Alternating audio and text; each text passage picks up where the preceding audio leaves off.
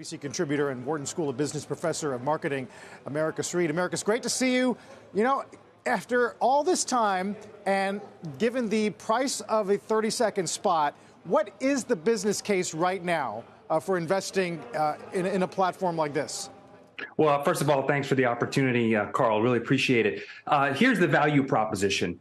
There is only one event where you have 100 million people tuned in at exactly the same time, and they want to actually watch the commercials. So this is the value proposition that says, why would I do that as opposed to perhaps going to an Instagram celebrity who has 200, 300, 400 million followers on their social media platform? Well, the point is that you're capturing the fact that consumers are actually willing to be watching these different commercials at that specific time. So you have an opportunity as a marketer, a product, brand, service, or organization to tell your story as one small piece, one 30-second piece. Yep, it's going to cost $7 million, but it's a 30-second piece to be able to spread across a larger time frame and to integrate all of the other opportunities to tell your narrative, because marketing is essentially all about storytelling, Carl.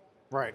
Speaking of which, I mean, we look to the sampling of ads and the universe of advertisers during the game as a tell, as an economic tell. Obviously, crypto money is gone. That says a lot. Others have argued fewer automaker ads this year than you might have expected. Did you see clues in last night's game?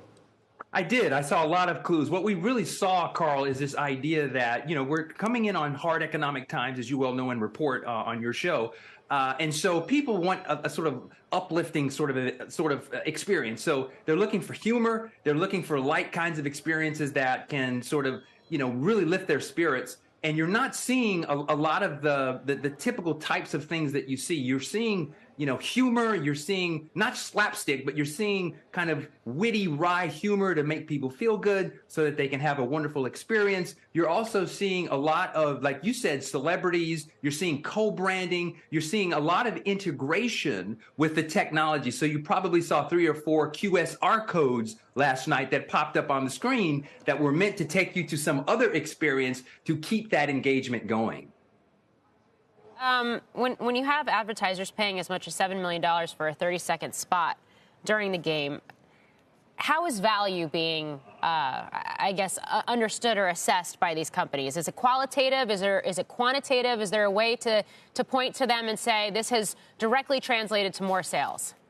Yeah, that's a great question, Morgan. And the answer is absolutely yes, because now you have these companies, they basically say, I've got 4 weeks. I've got before the Super Bowl, during the Super Bowl, and after the Super Bowl. I also have the opportunity to pre-release my ad on YouTube, for example, and track measurement there. Then the ad hits in that 30 seconds, 100 million eyeballs. Then I can literally track a QSR code. Okay, what are they doing now in terms of trying to convert them deeper into that purchase funnel? And so this is an opportunity from a measurement perspective to be able to track very closely your impact that you're having when you launch one of these very expensive ads. So it's an opportunity to capture the measurement analytics, but to also create conversations, Morgan, around the water cooler. So now there's a qualitative side of people talking about the commercials the next day, and that can be tracked in terms of sentiment on the various social media platforms as well.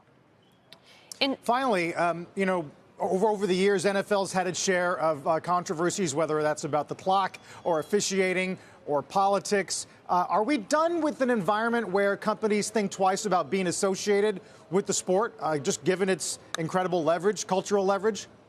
I think we are, Carl. I think people have moved on now, and I think people are really ready to have a fantastic experience, and they don't want all that other stuff that's going on. I will say this, there were 2 Jesus commercials that showed up last night that were very much sort of different from all of the rest. So there are from time to time, you know, other sorts of political, religious, ideological kinds of things that might happen during this event. But I think you're 100% correct, Carl, which is to say that I think we've moved on from that sort of deep analysis around trying to make political statements around what is this nation's most popular sport. Yeah, it's definitely we're definitely going to watch the follow through now for the upfronts and see whether the tone from certainly the cost of the ads here reflect the direct ad market. Americus, thanks. Good to see you.